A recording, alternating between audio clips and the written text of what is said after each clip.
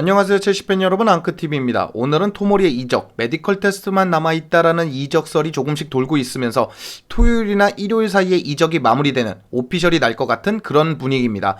그렇기 때문에 토모리 이적설에 달아보고 밀란은 왜 토모리를 임대하려고 하는지, 영입하려고 하는지, 첼시는 왜 이적시키려고 하는지, 그렇다면 무슨 이유가 있는지까지 알아보도록 하겠습니다. 토모리 얘기부터 하자. 그러면 토모리 같은 경우에는 첼시에서 기록상으로 봐도 이 정도로 기회를 못 받고 있습니다. 사실상 배제되고 있는 거죠.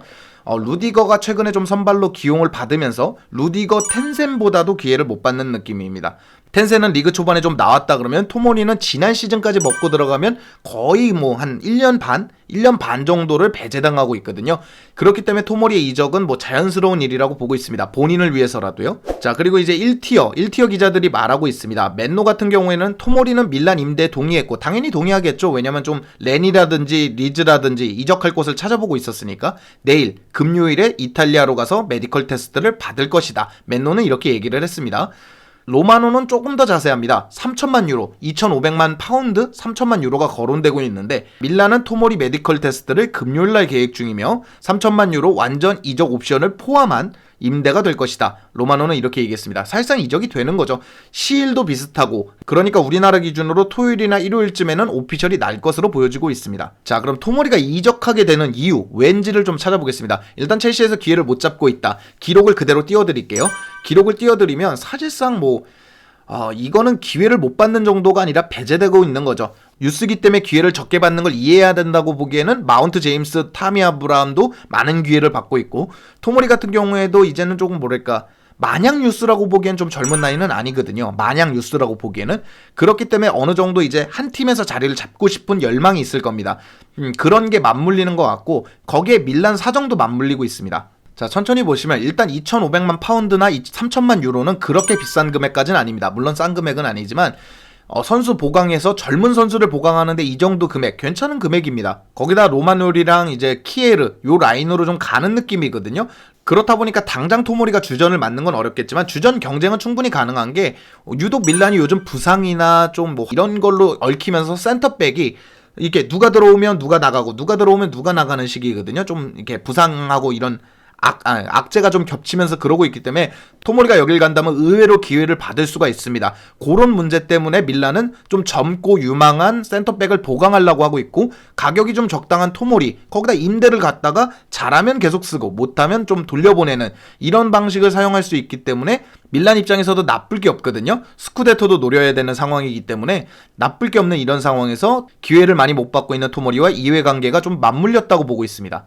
자, 그럼 첼시의 사정을 봐야 되는데, 그럼 토모리가 완전 이적을 하게 되면 여름에 첼시는 어떻게 되는 것이냐? 완전 이적이 된다 그러면 첼시는 본격적인 교통정리에 들어갈 겁니다. 근데 이제 그냥 교통정리만 들어가는 게 아닙니다. 이번에도 교통정리는 들어갈 거거든요.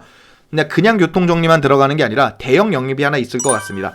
텐센, 루디거, 토모리까지 나가게 되면 실바가 불안정한 상황에서 나이 때문에라도 주마밖에 안 남게 되거든요. 음부암바, 사르, 안파두가 있다고 해도 이렇게 쭈루룩 나가버리면 아무래도 좀 대형 영입이 하나 있지 않을까. 실제로 우파메카노, 긴터, 파우토레스 이런 식으로 링크가 안 났던 것도 아닌 첼시이기 때문에 여름이 되면, 겨울까지는 아닐지라도 여름이 되면 대형 센터백 영입이 있지 않을까. 완전 이적이 된다 그러면 토모리가 나가게 되는 거니까요. 근데 돌아올 시는 좀 얘기가 틀립니다. 세대교체 방향으로 갈 것 같아요. 워낙에도 많은 자원들이 있잖아요. 안파도, 트레보 찰러바, 그리고 이제 사르, 음부암바, 굉장히 많은 자원들이 있거든요. 거기에 토모리.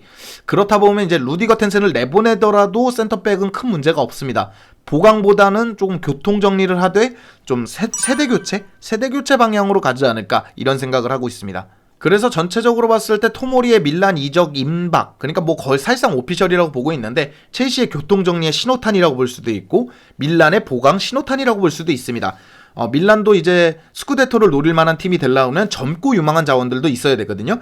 만주키치라든지 젤라탄이라든지 키에르라든지, 물론 단단한 그런 베테랑들이 많은 것도 좋지만 좀 젊고 유망한 자원들이 있어야 장기적으로 봤을 때 잘 나갈 수 있거든요. 그런 부분에서 완전 이적 옵션이 포함된 임대 딜을 한 것 같고, 2,500만 파운드면 적은 돈은 아니거든요. 많은 돈도 아니지만 적은 돈도 아니기 때문에 밀란은 그런 이해관계가 있는 것 같고, 첼시 같은 경우에도 당장 루디거 텐센이 팔리지 않는다면 토모리라도 팔아서 조금 세대 교체를 한다. 왜냐면 토모리급 정도 되는 유망주들은 많거든요, 첼시가. 이것도 임대를 보내서 잘하면 또 첼시가 데리고 돌아오고, 못한다면 그대로 판매를 하고. 여러모로 첼시 그리고 밀란 거기에 토모리까지 이해관계가 제대로 얽혀 들어가면서 이 이적의 속도가 빨라졌던 것 같습니다. 개인적으로 토모리가 나가는 건 조금 아쉽습니다. 유망주가 자리 못 잡고 나가는 건 아쉬운데 어쨌건 밀란에서 잘하던 첼시에서 잘하던 어디서든 좋은 모습을 보여줬으면 좋겠습니다. 오늘 영상은 여기까지고요. 즐겁거나 유익하셨거나 도움이 되셨다면 당신의 구독을 기다리겠습니다. 감사합니다.